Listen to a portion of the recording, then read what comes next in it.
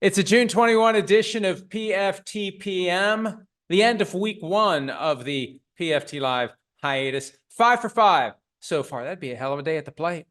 I used to always get excited when I was a kid and I'd read the box scores. If somebody went 5 for 5, I would just kind of get all tingly. 5 for 5. Okay, so that's what we are this week. I can guarantee you right now it's not going to happen next week because Monday, got to go to Atlanta. I'll be in Atlanta Monday and Tuesday. Going to be very hard to do PFT PM. We'll try to find a way. One of the 2 days, especially if there's significant news that needs to be discussed. Today, there's nothing really significant, but there's a few things that are on my mind. So let's get started, shall we? Quarterback contracts have been a hot topic of conversation this offseason, and they always will be. You've got the guy who is the face of the franchise. How much of the money that the franchise has available under the salary cap is going to be devoted to him? How much does he want? How much does he deserve? What are the options? As we've said with both Jared Goff and Trevor Lawrence, who were their teams bidding against when they gave them those contracts? And in both cases, it's about getting ahead of what you think could happen, betting on your guy to continue to improve. We've seen Jared Goff improve dramatically to a level that some didn't think he could achieve. And maybe if the Rams had thought he could have achieved his current level, they wouldn't have given the Lions an extra first-round pick to get his contract off the books a few years ago. With Trevor Lawrence, we've seen 3 years. First year was a disaster with the whole Urban Meyer debacle. Second year, pretty damn good. Looked like he was on track to be a top 5 quarterback. Last year, who knows? Sims would say it was the offensive line. There were injuries. At the end of the day, the Jaguars realized it's never going to get any cheaper. Let's go ahead and do it now. And one of the things that I want to point out, and that's the purpose of this subject today. New money versus old money can really make a difference, especially when you get a quarterback contract done when there's 2 years left on the rookie deal. After 3 years, the window opens. Then you've got the 4th year, and you've got, if it's a first-round draft pick quarterback, the option year. So the Jaguars already had money on the books this year and next year for Trevor Lawrence. So when you give him a 5-year extension, $275 million, $55 million per year, ties him with Joe Burrow. When you do that, it gets attached to the existing money. I've said this time and again, and no matter how many times I say it, there are people out there that don't believe it. Either they don't want to, or they refuse to try, or they think that it's an exception, not the rule. Here's the rule. Here's what happens. When there's time left on a player's contract, there is no such thing as an extension. They take the current contract, they rip it up, and they replace it with a new one. So Trevor Lawrence had 2 years left under contract with the Jaguars. They tore it up and they replaced it with a 7-year contract. And when you take into account what he was already due to make, his average over the next 7 years is $43.7 million from signing for a 7-year commitment. Now, at some point, Trevor Lawrence may say, hey, wait a minute. Something's wrong with this picture. My $55 million per year, it's not feeling like $55 million per year, and it's definitely not feeling like top of the market. But that's why the Jaguars did it. 5-year extension, $55 million a year in new money, added to what he was already due to make, $43.7 million, less than Kirk Cousins got from the Falcons on the open market. So that's an important point to keep in mind, especially as we're looking at Brock Purdy going to finish his 3rd year. Now, he's only got 1 year of new money on the back end, but it will be a very low amount. It's $1.015 million. It's going to be very easy to get him on an extension, although it's not an extension. But if you add 5 years, I'll do the math real quick. I don't want to screw it up. But let's say that right now, well, not right now because they can't do it right now, but after this season, let's say it's still 55 is the magic number. If you would do 5 years, 55 with Brock Purdy with what he has left, I'm going to add this real quick. Carry the 1, divide by 6. Now, I knew I'd screw it up. All right, 275 plus 1.015 divided by, it's $46 million a year. It's not 45. So it's the similar ideas to what Trevor Lawrence would be. What did I say for Lawrence? 43.7. It's 46 to get Purdy to a 6-year contract. That would be 276.015. So that's why the old money can really be a difference maker in these quarterback contracts. And that leads me to Tua. I think Tua, I know Tua wants a market level deal. He's going to want something that starts with a 5. I think the Dolphins want to pay him something that starts with a 4. Well, let's say he gets 50. Let's say he gets a 5-year, $50 million per year new money extension. When you add in the one remaining year on his rookie contract of $23.1 million, that gives you, when you put it all together and divide it by 6, $45.5 million. So Tua can say, I'm a $50 million a year quarterback, and the Dolphins can say, we got him at 45.5, and they can structure it so after 2 years, they can cut the cord if Tua is too injured or too inconsistent or doesn't get them to where they want to be, much like the Daniel Jones contract, where the Giants can get out of it after this year. Geno Smith, Seattle contract, they could tear it up after any of the 3 years of the deal.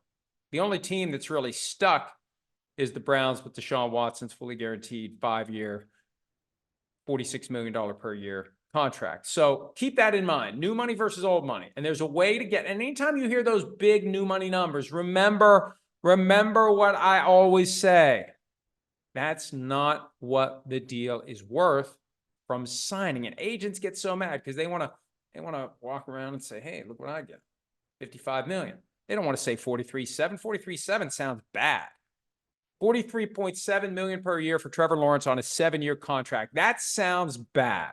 $55 million sounds pretty good. So the reality is, for Trevor Lawrence, it's a 7-year contract worth $43.7 million per year, period.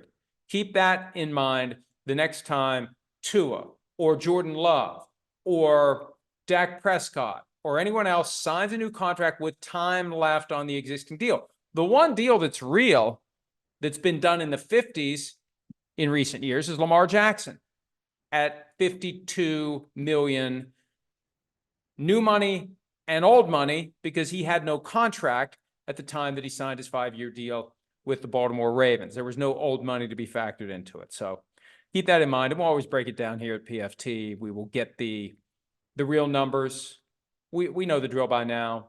The people who are in the thumb race on Twitter or X will get the inflated Fugazi stuff out there, and then we'll follow it up as quickly as we can with a breakdown of what the deal is really worth. Another thing about Tua. I was on the Joe Rose show this morning in Miami. I've been on there every Friday morning for longer than I can remember. And of course, the older I get, the shorter I can remember. But the issue came up of Tua and his deal, and I look at it this way. He wants a market value deal. The Dolphins don't want to give it to him. At some point, the Dolphins are going to put their best number on the table. And Tua's got to decide. Door number 1, door number 2. Door number 1, whatever the Dolphins offer by way of security, injury protection, full guarantees at signing, etc. Door number 2, $23.1 million this year with no assurances beyond 2024. Which one's he going to take? There's what you want, and then there's what you can get. And we all want more than what we can get, but think of it 3 ways. What you want, what you can get, and what you have. So Tua, what he wants, set that aside. Here's what he can get. Here's what he has. What are you going to choose? Or do you say, I still want what I want. I don't want what I can get, and I don't want what I have. I want what I want, and to get it, I'm not showing up. I have no reason to think he'll hold out of training camp. But if he's truly determined to get what he wants and not choose between getting what he can get and what he has, what he can get, best offer from the Dolphins, what he has, 23.1, what he wants, how does he get what he wants? He doesn't show up. And he wouldn't be the first guy to be around for all or most of the offseason program, attend the mandatory minicamp, and then not show up for training camp. Ezekiel Elliott did that 5 years ago with the Cowboys. It surprised everyone because it seemed like everything was fine. Oh, here comes training camp. There's no Zeke. So If Tua really wants to get a market level deal, that's the way to fire the shot across the bow at the Dolphins to get them on notice that they're going to have to dig deeper than they want to. They're not going to be able to play this game of let's lowball him a little bit, but let's give him something that's a lot better than what he has, and maybe he'll just take it. Because who in the hell would play for $23.1 million and no security on the back end of it? So it would go against the entire Tua vibe, and I respect the Tua vibe. Defer to authority. Yes, sir. No, sir. Yes, coach. Whatever you say, coach. Whatever you want me to do. Football players are expected to do that, and Tua's been a good soldier in that regard, and I do respect that. Even though I know some of you would be surprised by this, given my overall willingness to say whatever I want to say, damn the torpedoes. I do know how to defer to authority when I need to defer to authority. I do. And Tua does that. But the key is you have to know when not to. And maybe Tua is going to say when the time training camp rolls around, you either pay me what I want or I'm not showing up. Now, it would hurt him. How do you get yourself as ready as you can be for the upcoming season if you're not there? But it would hurt the Dolphins more. What are they going to do? Go with Mike White? So that's an interesting thing to keep an eye on. Would he hold out of training camp if he doesn't get that contract that he wants? The issue of fully guaranteed contracts for quarterbacks became a big deal when Deshaun Watson got his deal from the Browns in 2022. Lamar Jackson thereafter presumably was trying to get one. It's unclear what he was trying to get because he was proceeding without an agent. But a grievance was filed in late 2022 by the NFL Players Association within the confines of the collective bargaining agreement. And this isn't like the fired coach or other non-player who files a grievance that goes into the secret rigged kangaroo court of Roger Goodell.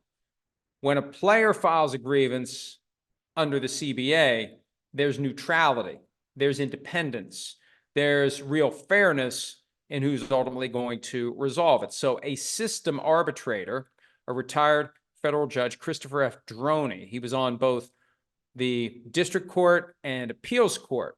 So this guy's accomplished, 24 years, I believe.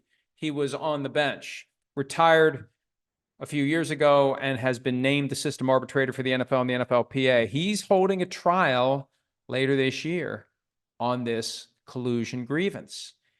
And we've been focused on the Sunday ticket trial recently.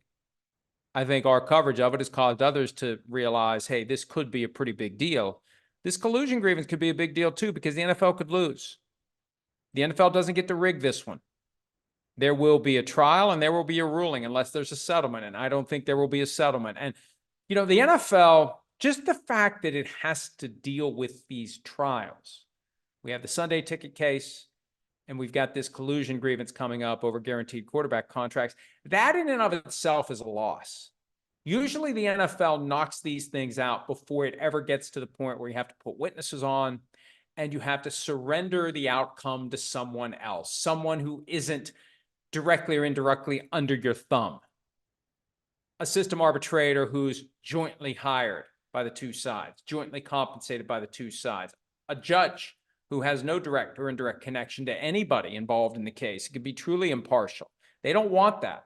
They want to run the show, and they want to determine what's right for them, and they want to resolve their grievances against them. Wouldn't we all love to do that? I mean, think about it.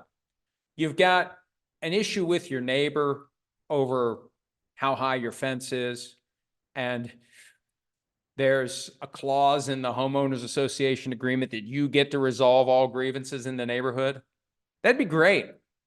Life would be a hell of a lot easier if any dispute we ever have with anyone comes back to us to determine who wins and who loses. It really is ridiculous that the NFL has gotten away with this for as long as it has.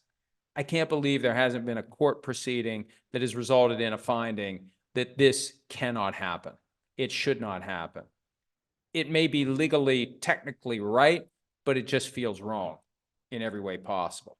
Speaking of the Sunday ticket case, I thought it was funny that so many people got swept up in the criticism that the judge directed to the lawyers representing the plaintiffs on Tuesday. And it caused people to think, hey, this guy's got his finger on the trigger.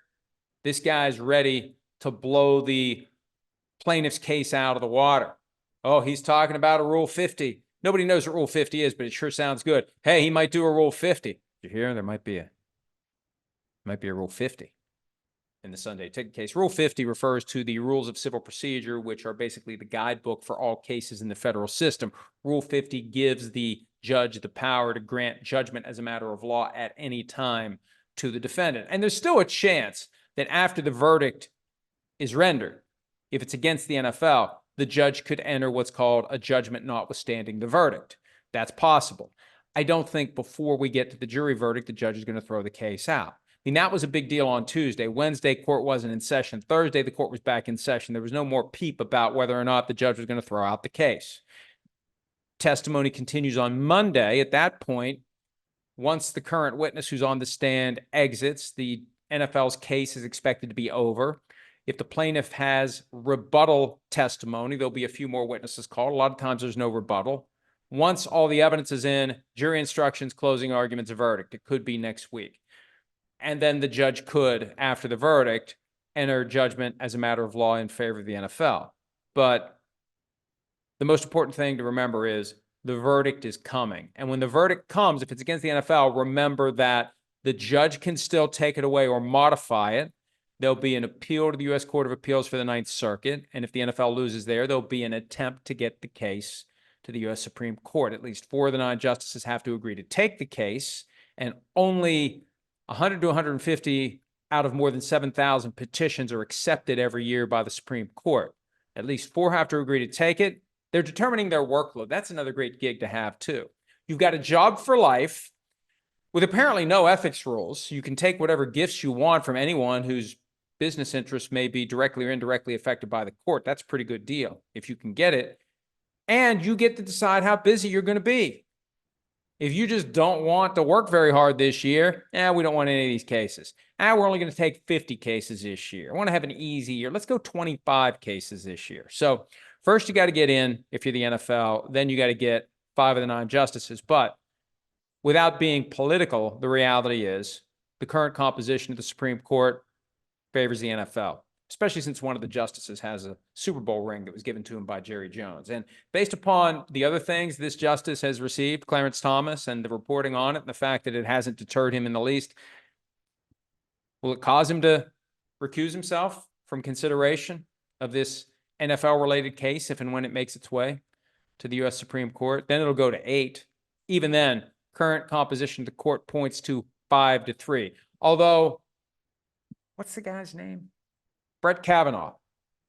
He had, in one of the NCAA cases, the one that really sparked the NIL craze 3 years ago, his dissenting opinion did not fit the normal mold of protect the institutions that you see from judges who are appointed to the bench by Republican presidents. And folks, I know some of you don't want to hear this, but that's the way it goes.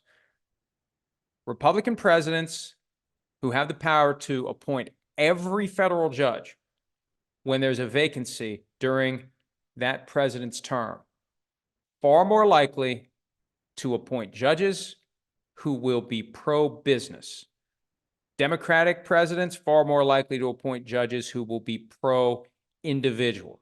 So in a fight of 2.5 million individuals and small businesses against the NFL, the current composition of the court, which kind of is 6-3 in favor of Republican causes. And I know that a lot of you, and I don't care whether you vote Republican or Democrat,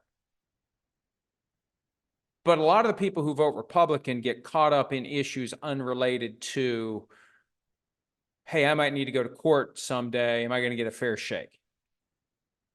And maybe you'll never have to, right? Maybe it's like buying the extended warranty on a new computer.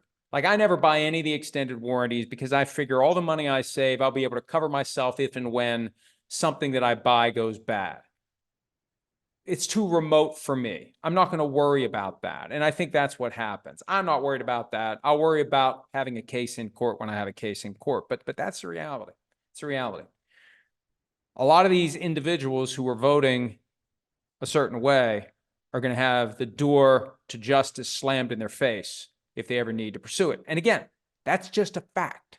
It's not a political observation. It is an absolute 100% based upon 20 years of practicing law fact. All right, let's answer some questions. I've timed this today to mesh with something else I have to do so that I can, and you can, not hear me talk for as long as I might otherwise go on and on and on. Let's see what we got here. Where is it? I had the tweet and now I've lost it. Questions for today. What do we have? Here we go. Hello, comments. By the way, I pointed out recently that several NFL stars are in a Gladiator-themed commercial for Pepsi, and apparently it's tied into Gladiator 2. And there was somebody on X saying, I've never seen Gladiator 2. How in the world has anyone not seen, or Gladiator 1? How's anyone not seen it? It's on Peacock right now. I want to ensure I get my check coming up here, middle of the month, end of the month. We're closer to the end of the month in the middle. Gladiator's on Peacock. If you've never seen it, you don't know what you're missing. Check it out. Okay. CJ Newman, are teams and players satisfied with having 7 teams per conference in the playoffs? It felt perfect at 6 and having 2 teams with first-round buys. I'll tell you who likes having well, look, I think any owner likes the idea of having 7 teams because it's a greater chance his or her team's going to get to the playoffs. No coach ever complained about having 7 teams in the playoffs because what's the pass-fail line for a coach who might be in trouble? Typically, you got to make the playoffs. Playoffs are out. Now, for some coaches, maybe you got to go a little farther. Maybe you get to the playoffs a couple of straight years, like with Mike McDaniel in Miami. Maybe we got to do more something and just get to the playoffs. But still, most coaches know if they have a team that gets to the playoffs, they're more likely to come back the next year. So if they're going to give out more seats to the playoff table, we'll take them.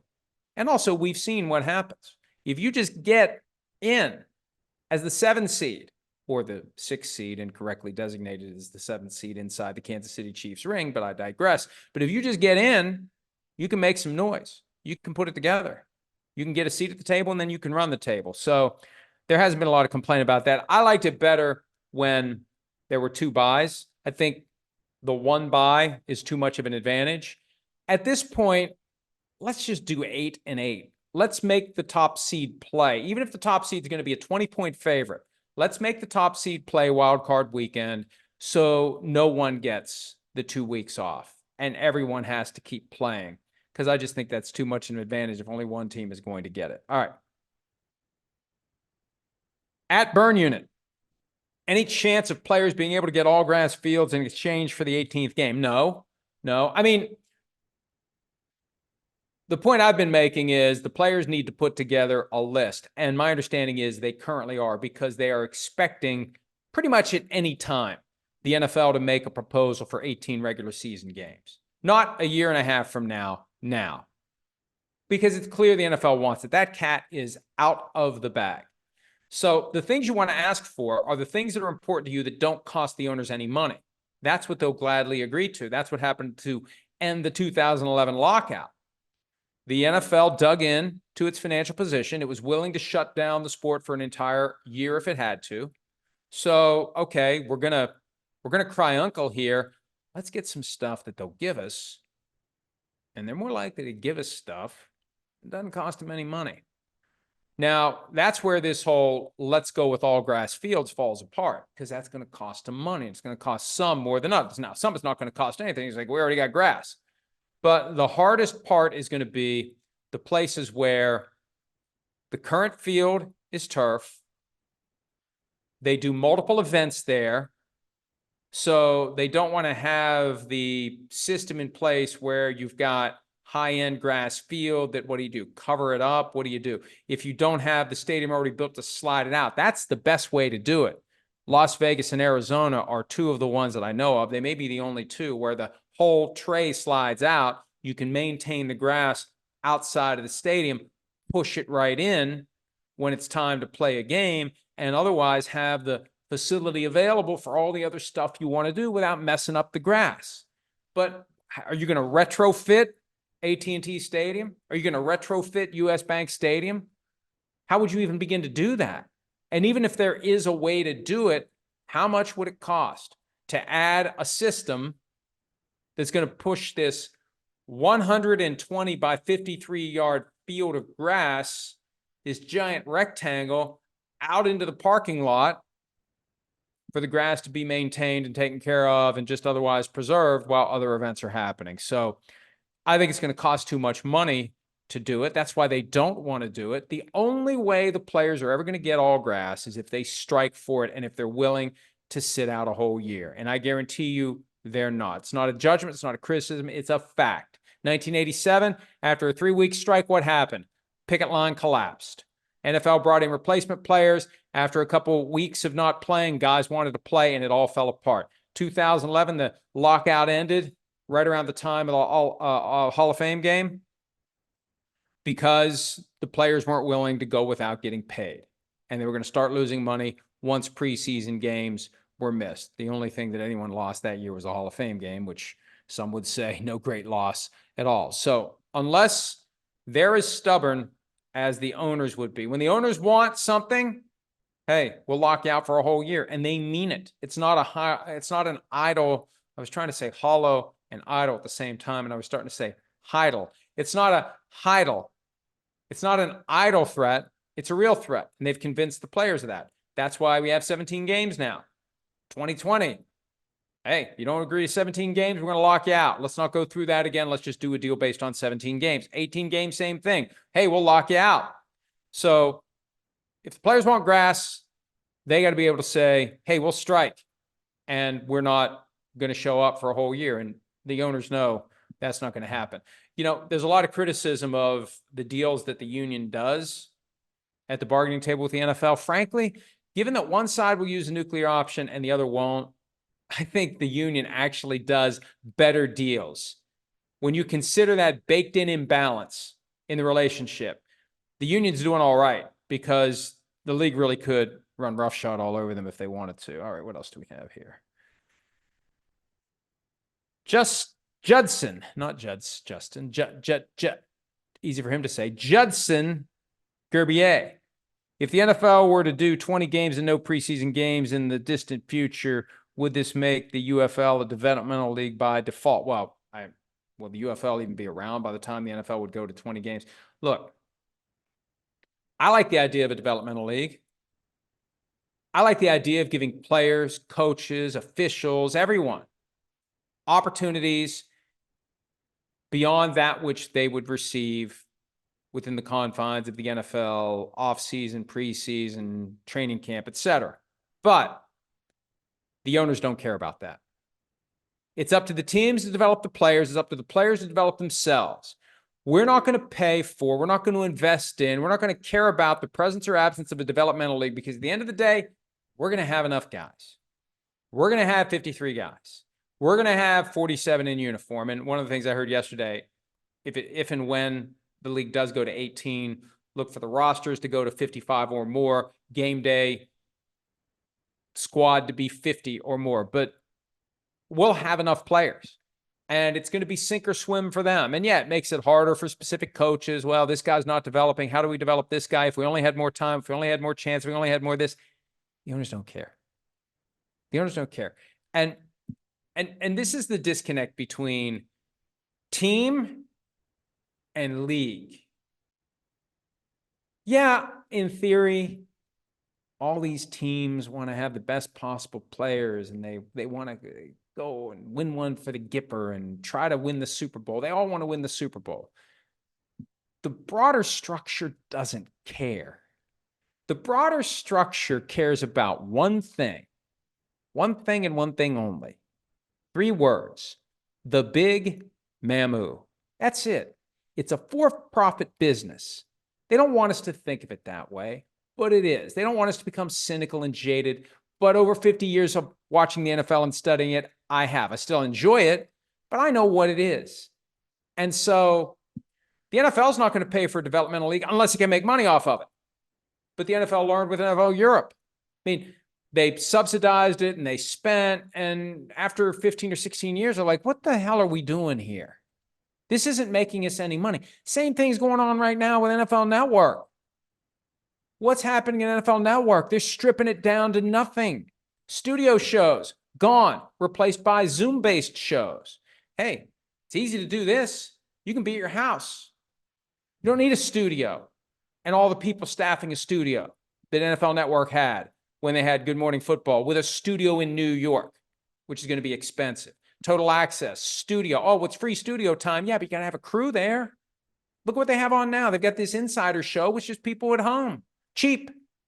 They've decided after 20 years, hey, we're going to start treating this like a business. And we're going to start cutting costs wherever we can. So that's why the owners don't care about a developmental league. It's fun to talk about. It would be great to give young players opportunities. But at the end of the day, I say this in the context of giving players second chances, because every time you give a player who has misbehaved a second chance, you're taking away someone else's first chance, someone who's never gotten in trouble, someone who's never done anything to deserve to be cut. They're getting displaced by the guy that's getting the second chance. Well, same thing happens with development. If you develop, hey, look, we've developed a Kurt Warner by playing in the Arena League and the World League and here and there, and now he's ready to go. Okay, he's going to knock off someone else who would otherwise potentially be ready to go. So as long as it's a zero-sum game as it relates to the talent pool, and as long as they have enough guys, they don't care who they are. They don't care if there's some great story. This isn't the Olympics where they want to tell some great story about some guy that pulled himself up from nothing and learned the craft of football playing here and there and everywhere else. They just want the best players, and they know they're going to get the best players. And again, it's up to the players to develop themselves. It's up to the teams to develop the players. And at the end of the day, when it's time to cut the rosters down, you're going to see a lot of names go out, and most of those names we're never going to hear from again. All right, you will hear from me again next week. Maybe Monday. I would have to do it very early on Monday. Maybe we'll do one Monday morning. Maybe. Probably not Tuesday, but we'll see. Maybe Wednesday, late in the day. And then I think it should be around Thursday and Friday. Either way, enjoy your weekend. We will be posting fresh content at profootballtalk.com all weekend long. Don't forget about us when you're not working. Don't only check us out when you're at work and you want to spend some of the boss's time seeing what's going on in the NFL. Spend some of your own time seeing what we have going on. Thanks as always for some of your time, wherever and however you may be. We'll see you again next week. Hi, it's Mike Florio. Thanks for watching PFT on YouTube. Hit subscribe for the latest news and analysis from Pro Football Talk.